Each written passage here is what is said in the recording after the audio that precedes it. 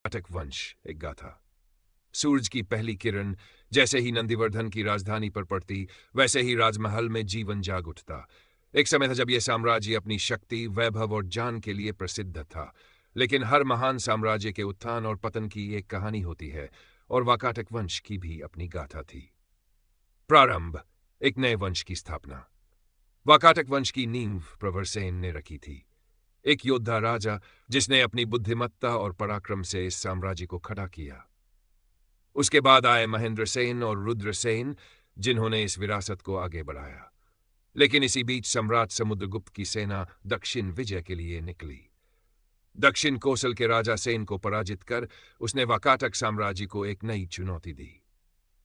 प्रभावती गुप्त, एक रानी की कहानी।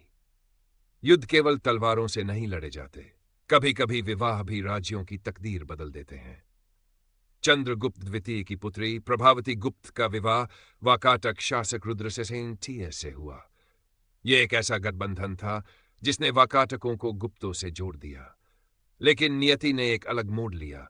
रुद्रसेन की असमय मृत्यु हो गई और उनके नन्हे पुत्र के संरक्षण की जिम्मेदारी प्रभावती गुप्त पर आ गई। एक रानी बनी राज्य की संरक्षिका, जिसने अपने पुत्रों को तैयार किया और वाकाटक साम्राज्य को बचाए रखा। प्रवरसेन, साहित्य प्रेमी सम्राट। जब प्रभावती के पुत्र प्रवरसेन बड़े हुए तो उन्होंने शासन संभाला। वे केवल एक योद्धा नहीं, बल्कि एक महान साहित्यकार भी थे। उन्होंने सेतुबंध नामक काव्य लिखा, जो उनकी संवेदनशीलता और कला प्रेम को दर्शाता है।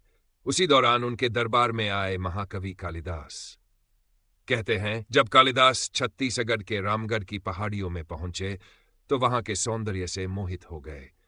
उन्होंने वहीं मेघदूतम की रचना की और इस स्थान को स्वर्ग का द्वार कहा। नरेंद्र सेन और युद्ध की गूंज। प्रवरसेन के बाद नरेंद्र सेन राजा बने। उनका शासनकाल शांति से भरा नहीं था, बल्कि युद्धों से रंगा था। उन्होंने कोसल, मालवा और मैकल पर अधिकार जमाया। लेकिन नलवंशीय शासक भवदत्त वर्मन ने उन पर हमला कर नंदिवर्धन को तहस नहस कर दिया। बदले की ज्वाला में जलते हुए नरेंद्र सेन ने भवदत्त वर्मन के पुत्र अर्थपति भट्टारक पर आक्रमण किया और पुष्करी भोपालपट्टन को नष्ट कर दिया। अंत की आहट। जब पृथ्वीसेन शासक बने, तब वाकाटक साम्राज्य कमजोर हो चुका था। उनके बाद हरिसेन ने शासन किया, लेकिन यह साम्राज्य अब अपने अंतिम दिनों में था। तभी स्कंदवर्मन ने आक्रमण कर वाकाटकों को हरा दिया। धीरे धीरे वाकाटक साम्राज्य इतिहास बन गया और इस पर गुप्तों का अधिकार हो गया। एक साम्राज्य की विरासत। हालांकि वाकाटक वंश का अंत हो गया, लेकिन उनकी कहानी आज भी जीवित है। उन्होंने साहित्य, कला और संस्कृति को बढ़ावा दिया। उन्होंने कालिदास जैसे कवियों को संरक्षण दिया। उनकी रानी प्रभावती गुप्त ने यह साबित कर दिया कि नारी केवल प्रेम और कोमलता की मूरत नहीं, बल्कि शक्ति और रणनीति का प्रतीक भी हो सकती है। नंदिवर्धन की मिट्टी में आज भी वाकाटक वंश की गूंज सुनाई देती है, बस सुनने वाले कान चाहिए।